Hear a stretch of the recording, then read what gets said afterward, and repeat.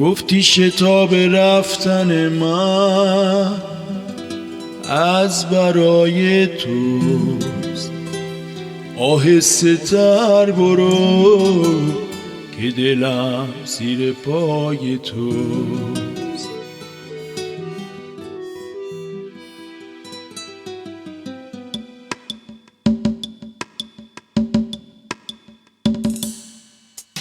گفتی شتاب رفتن من از برای توست، آهسته تر برو که دلم زیر پای توست.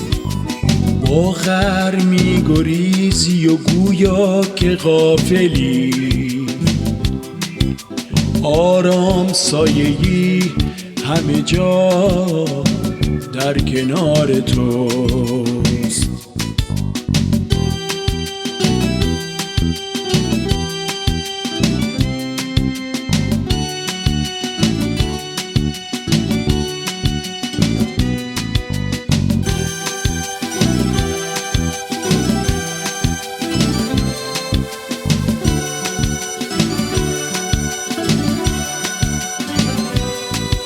سر در هوای مهر تو رفت و هنوز هم در این سری که از کف ما شد هوای توست.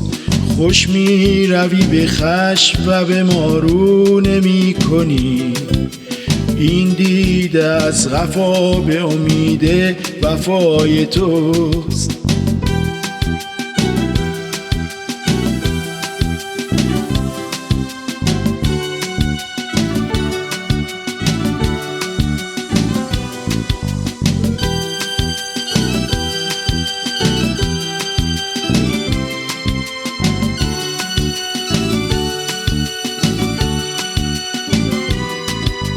ای دل نگفتمت مرو از راه عاشقی، رفتی به سوز این همه آتش سزای توست. ما را مگو حکایت شادی کتاب اشر، ماییم و سینه ای که در اون ماجرای توست.